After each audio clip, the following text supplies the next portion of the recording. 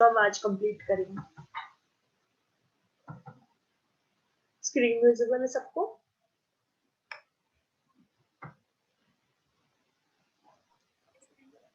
Okay, हमारे हैं सबसे पहले 3 टॉपिक जो हम करने वाले हैं, उसमें सबसे पहला टॉपिक है टाइप ऑफ कंज्यूमर बिहेवियर के आपके रिटेल और लॉजिस्टिक मैनेजमेंट के अंदर कंज्यूमर का बिहेवियर कितने तरीके का होता है।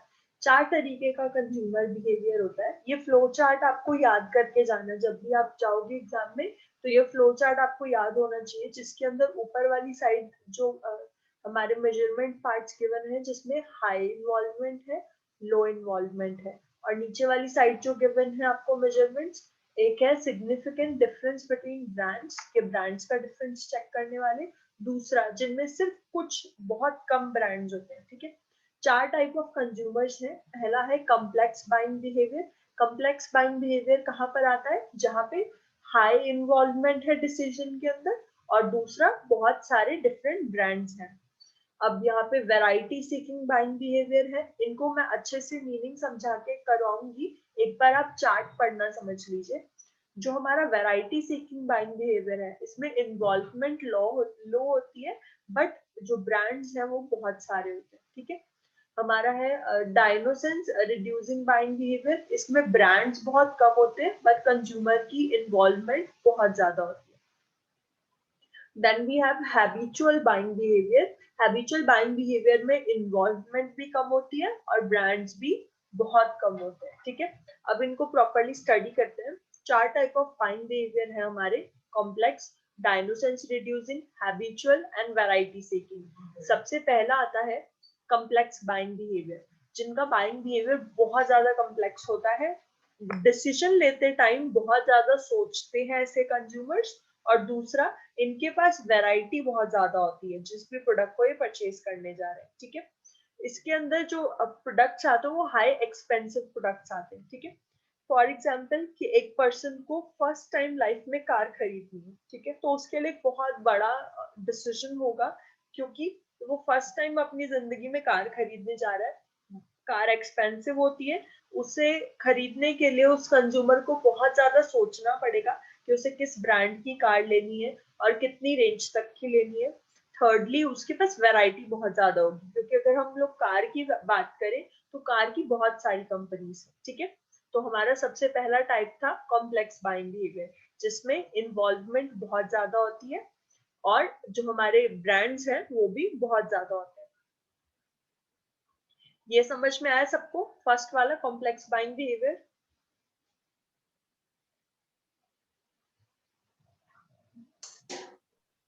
Yes ma'am. ठीक है जी, नेक्स्ट है हमारा dissonance reducing buying behaviour. Dissonance reducing buying behaviour ये वो होता है जिसके अंदर ब्रांड्स बहुत कम है, पर जो कंज्यूमर है फिर भी डिसीजन लेने में बहुत ज्यादा सोचता है। ठीक है, आप मतलब कंज्यूमर का डिसीजन लेते टाइम इन्वॉल्वमेंट हाई है, बट ब्रांड्स उस चीज में बहुत कम है।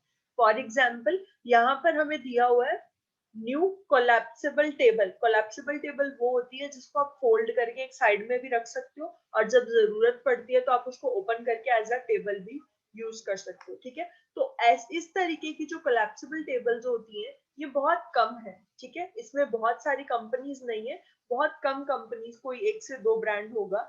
ठीक है, वो लोग इन्वॉल्व होते हैं, बट इस तरीके की चेयर को खरीदते टाइम भी कंज्यूमर बहुत ज्यादा सोचेगा, राइट? ये वो वाले कंज्यूमर्स होंगे जिनके पास चाहे वैरायटी कम है, बट ये फिर भी डिसीजन लेते टाइम बहुत ज्यादा सोचते समझते हैं। ठीक है, तो फर्स्ट था हमारा कॉम्प्लेक्स बाइंग बिहेवियर, जिसमें कंज्यूमर बहुत ज्यादा सोचता भी है और उसके पास ब्रांड्स भी बहुत सारे, वैरायटी भी बहुत सारी है। बट डायनोसेंस रिड्यूसिंग बाइंग बिहेवियर से जहां पर कंज्यूमर बहुत ज्यादा सोच रहा है डिसीजन लेते टाइम, बट स्टिल उसके पास जो ब्रांड है, वैरायटी है, वो बहुत कम है। Then we have habitual buying behavior. Habitual का मतलब क्या होता है? Habitual word का मतलब पता है किसी को? Habitual word का मतलब किसी को आइडिया हो?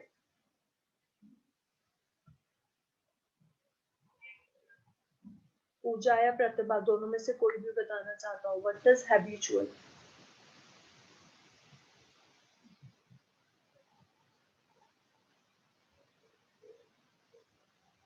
आइडिया है या नहीं है? इतना ही बता दो। मैम नो, पता नहीं। ठीक है जी। हैबिचुअल मतलब होता है जो आपकी हैबिट से रिलेटेड हो, ठीक है।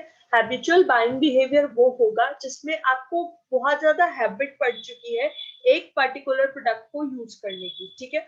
फॉर एग्जाम्पल अगर हम लोग बात करें कि ब्रेड वाली किसी कंपनी की बात करते हैं, अगर हमें ब्रेड चाहिए होती है घर पे, तो हम लोग ज्यादातर कौन सी परचेज करते हैं? ब्रिटानिया, ठीक है। ब्रिटानिया की ज्यादातर यूज होती है। तो वो होता है हैबिचुअल बाइंग बिहेवियर, जिसमें कंज्यूमर ज्यादा नहीं सोचता, उसको हैबिट पड़ चुकी है कि अगर मुझे ये पर्टिकुलर चीज चाहिए तो मैं इसी कंपनी की लूंगा।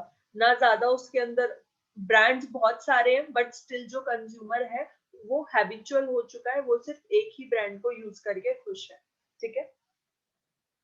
अगर हम सॉल्ट की बात करें तो सॉल्ट ज्यादातर लोगों के घर में टाटा सॉल्ट यूज होता है, राइट। ठीक है। बिस्किट्स की बात करें, अगर चॉकलेट की बात हो रही है तो बर्बन यूज होता है। अदरवाइज गुड डे सबसे ज्यादा यूज किया जाता है और पार्ले जी सबसे ज्यादा यूज किया जाता है। तो इस कैटेगरी में वो लोग इन्वॉल्व हैं जिन्हें हैबिट पड़ चुकी है किसी एक पर्टिकुलर ब्रांड को यूज करने की, चाहे उस पर्टिकुलर चीज में ब्रांड्स बहुत सारे हैं, बट हम सोचते नहीं है खरीदते टाइम अगर हमें ऐसी चीज चाहिए तो हम इसी कंपनी की लें। क्लियर है ये? Yes ma'am. Last type of consumer buying behavior is variety seeking buying behavior. Variety seeking buying behaviour वो होता है जिसमें इन्वॉल्वमेंट बहुत कम है, कंज्यूमर ज्यादा नहीं सोच रहा है, ठीक है, बट ब्रांड्स बहुत सारे हैं, ठीक है, बहुत सारे ब्रांड्स हैं। और इसकी वजह से क्या होता है, कंज्यूमर हर बार न्यू प्रोडक्ट परचेज कर रहा है, ठीक है, कंज्यूमर चेंज करना चाहता है कुछ। तो इसके अंदर हम एग्जाम्पल पढ़ते हैं। For example, a consumer like to buy a cookies and choose a brand without putting much effort to it. Next time the same consumer may choose another different brand, ठीक है। ये इसमें वो लोग आएंगे जो हर बार जब भी कुछ खरीदने जाते हैं तो किसी नए ब्रांड को ट्राई करते हैं। क्लियर? वैरायटी सीकिंग ब्रांड, जब हम हर बार कोई न्यू प्रोडक्ट यूज कर रहे हैं। हैबिचुअल बाइंग बिहेवियर, जिसके अंदर कंज्यूमर को हैबिट पड़ चुकी है, वो हर बार सिर्फ एक ही ब्रांड यूज कर रहा है। उससे पहले डायनोसेंस था जिसके अंदर ब्रांड्स बहुत कम है, बट कंज्यूमर फिर भी बहुत ज्यादा एफर्ट्स डालता है चीजें खरीदते वक्त। और फर्स्ट था कॉम्प्लेक्स बाइंग बिहेवियर, जिसके अंदर ये होता है कि कंज्यूमर के पास ब्रांड्स बहुत सारे हैं और वो डिसीजन लेते टाइम सोच भी बहुत ज्यादा रहा है। नेक्स्ट चीज जो हमारे पास आती है that is consumer buying process, ठीक है। कंज्यूमर बाइंग बिहेवियर के टाइप्स क्लियर है? तो फिर मैं आगे प्रोसेस करूंगी।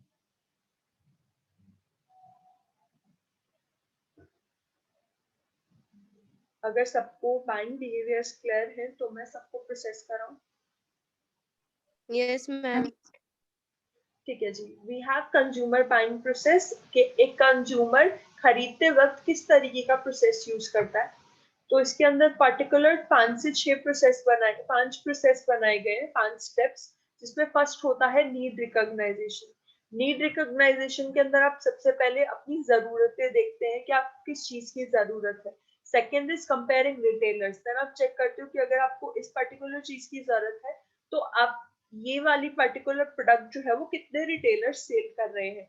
देन आप बेस्ट रिटेलर सिलेक्ट करते हो जो आपको मिनिमम प्राइस पे अच्छी क्वालिटी और अच्छी क्वांटिटी प्रोवाइड कर रहा हो, ठीक है। थर्ड स्टेप पे आप रिटेलर को सिलेक्ट करते हैं। देन फोर्थ, आपने जब रिटेलर सिलेक्ट कर लिया तो आप उसे पर्सनली विजिट करेंगे और वहां पर जाकर आप चेक करेंगे कि उस एक पर्टिकुलर प्रोडक्ट के अंदर कितनी वेराइटीज है।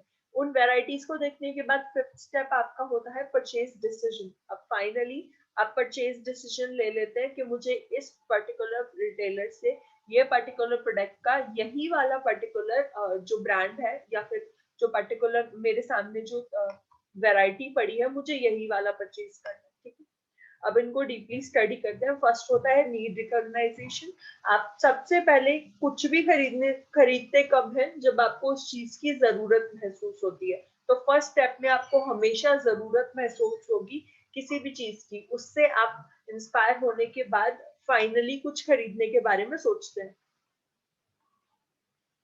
अब नेक्स्ट हमारा जो स्टेप आता है, ओके, इसके अंदर एक छोटी सी चीज यहाँ पे टेबल चार्ट गिवन है which is related to urban versus rural retail stores, कि अर्बन और रूरल रिटेल स्टोर्स के अंदर क्या फर्क है, ठीक है।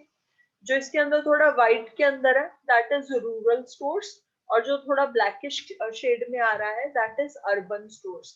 ठीक है, फूड की अगर बात करें तो फूड के रिटेल स्टोर्स 64% रिटेल स्टोर्स जो है वो हमारे रूरल एरियाज के अंदर है, एंड 36% नहीं सॉरी ये ऑपोजिट है आपका, जो ज्यादा वाला आपको गिवन है that is for urban, and जो आपका ब्लैक वाला गिवन है that is for rural.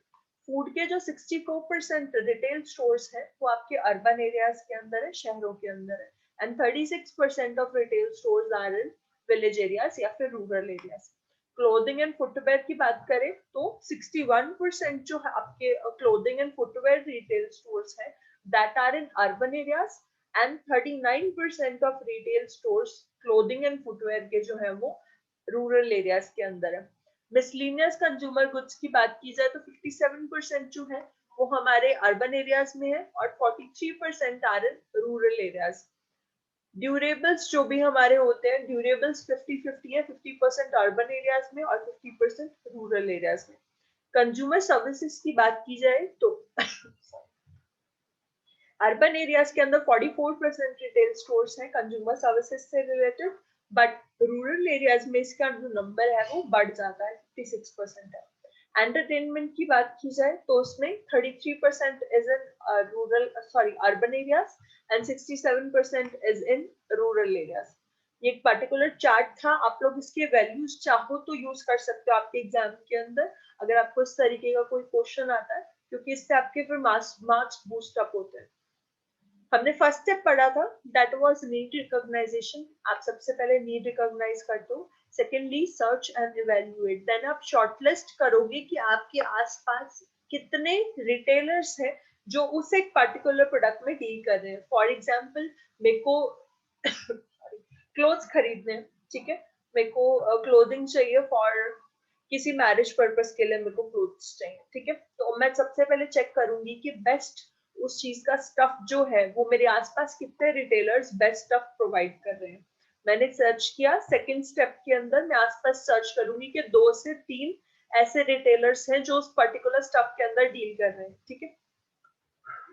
Third, I will finalise the retailer, मेरे को पता चला मेरे आसपास 2 से 3 जो है रिटेलर्स वो पर्टिकुलर उस एक क्लोथिंग स्टफ के अंदर डील कर रहे हैं, तो मैंने उनमें से किसी एक को चूज कर लिया on the basis of quality, on the basis of goodwill, उस पर्सन की इमेज कैसी है मार्केट के अंदर, उसके प्रोडक्ट्स कितने देर तक चलते हैं, तो उस बेसिस पे मैंने थर्ड स्टेप पे फाइनलाइज किया कि मैं उस एक पर्टिकुलर रिटेलर से ही उस स्टफ को परचेज करना चाहूंगी।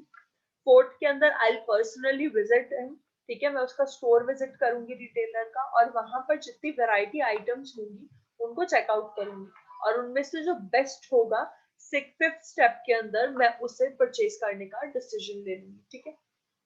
अब लास्ट चीज जो हमारे पास लास्ट टॉपिक जो बचता है that is social factors affecting consumer behaviour. Consumer behaviour को कौन से सोशल फैक्टर्स अफेक्ट करते हैं, इसके अंदर ये 5 सोशल फैक्टर्स है। First is reference groups, second is immediate family members, third is relatives, role in society and status in society. अगर मैं रेफरेंस ग्रुप की बात करूं तो रेफरेंस ग्रुप क्या होता है, हमने पहले पढ़ा है, रेफरेंस ग्रुप्स आर जिनसे आप मतलब डायरेक्ट कांटेक्ट के अंदर हो, ठीक है, चाहे वो आपके रिलेटिव्स हैं, चाहे फैमिली मेंबर्स हैं, चाहे फ्रेंड्स हैं, चाहे आपके सीनियर्स हैं, चाहे वो आपके कलीग्स हैं, कोई भी है, वो सब आपके रेफरेंस ग्रुप में आएंगे। तो जब आप आपके रेफरेंस ग्रुप की वजह से आपके बाइंग बिहेवियर में कुछ चेंजेस करते हो तो आपके ये सोशल फैक्टर्स होते हैं जो आपको इफेक्ट करते हैं। इसमें 2 तरीके के ग्रुप्स आते हैं। First is primary groups. Primary group consist of individuals one interact with regular basis. Primary groups वो होते हैं जिनके साथ आप डेली बेसिस पे कांटेक्ट के अंदर हो, जिसमें आपके रिलेटिव्स, आपके कलीग्स, आपके फ्रेंड्स, आपकी फैमिली इन्वॉल्व होती है। और B type of group is secondary groups. Secondary group shares indirect relationship with the consumer. इनका डायरेक्ट रिलेशनशिप नहीं है। फॉर एग्जाम्पल आपकी जो क्लब्स हैं, आपकी पॉलिटिकल पार्टीज हैं, जो कभी कभार आपको मिलती हैं, वो आपके सेकेंडरी ग्रुप के अंदर आते हैं। प्राइमरी ग्रुप में जिनके साथ आप हर रोज डायरेक्ट कांटेक्ट के अंदर हो, और सेकेंडरी ग्रुप्स जिनके साथ आप इनडायरेक्ट रिलेशनशिप के अंदर हो। Second is role in society, आप किस पोजीशन को होल्ड कर रहे हैं एक सोसाइटी के अंदर, उस वजह से भी आपका बाइंग बिहेवियर इफेक्ट होता है। If you are a teacher तो आपका जो बाइंग बिहेवियर होगा उस तरीके का होगा। If you are a housewife तो आपको पता होगा बीइंग अ हाउसवाइफ आपको क्या क्या चीजें परचेज करनी है, ठीक है। बीइंग एक एमएनसी कंपनी के अंदर अगर आप मैनेजर पोस्ट के ऊपर हो तो आपका बाइंग बिहेवियर थोड़ा सा डिफरेंट होगा, क्योंकि आप उस सोसाइटी के अंदर रहते हो जहां आपको शो करना पड़ेगा कि आप किस पर्टिकुलर पोजीशन के ऊपर हो। Third is social status.